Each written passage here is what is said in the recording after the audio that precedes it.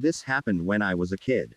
I lived on a naval base, and the pool there was basically occupied by kids during the long, hot summer, with the adults hanging around at the pool's edge.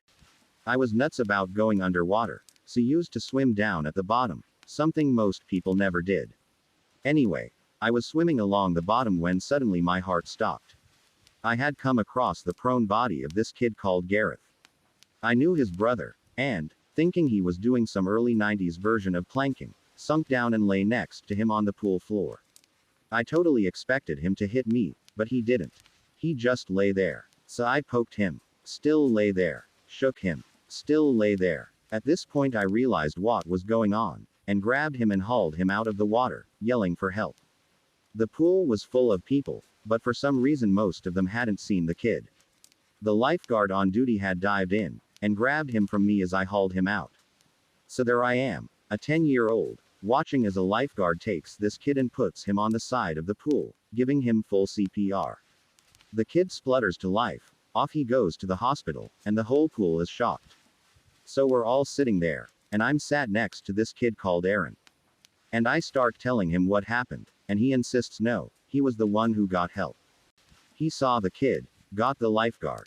And I'm thinking, this is crap. Then the adults start lecturing us on how Aaron had been so brave and heroic.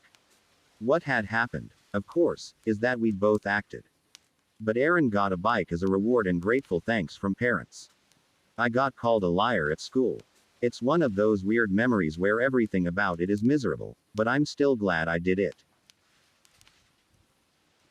Nobody in my history class believed I was adopted. We had to do this genetics background project and trace our ancestry. And honestly, that's a terrible idea. We were to put the countries our ancestors came from, then trace our family trees back, as we were going to relate various parts of history to our family trees. Only thing on my project was Germany, Italy, Lithuania. No family tree. If you saw my adopted parents, you'd say I look like a cross between the two. I was, however, adopted as a baby in a closed adoption. All we know of my family is that my dad was a German citizen visiting the US and hooked up with my mom, who was a second-generation Italian-American who had Lithuanian in her blood. The teacher made a big deal of the fact my project wasn't done and tried to embarrass me in front of the class. Other students had seen a picture of my family and agreed I was lying. Mom was pretty mad when I told her I failed the assignment and called the teacher to inform them that I do in fact have zero knowledge of my genetic background beyond what I wrote. Teacher apologized in class the next day. A while ago, I had the most excruciating pain in my abdomen that I have ever felt in my life. Can't even come up with words to describe it. Went to 3 separate doctors who told me I had a virus and I was exaggerating, had a low pain tolerance. My entire family said the same. Flash forward to 2 weeks later and I finally found out the terrifying cause.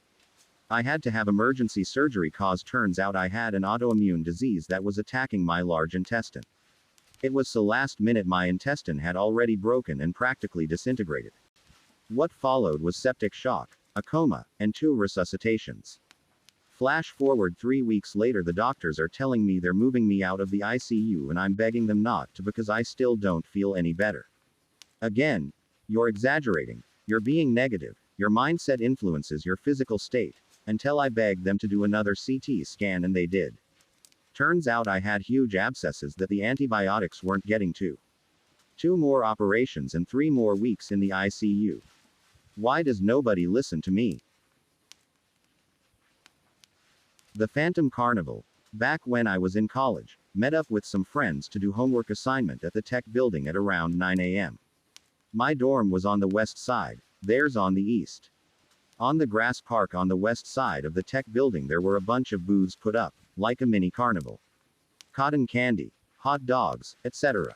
I never saw any announcements for it, but hey, kinda cool.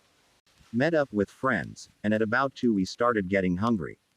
I said, hey, let's get a hot dog at the little fair thing. They had no idea what I was talking about, so we walked out too. Nothing. It was gone. Every last trace of the booths I had seen had vanished. A decade later and they still give me a hard time about the Phantom Carnival. That's it. Subscribe to get a hot dog.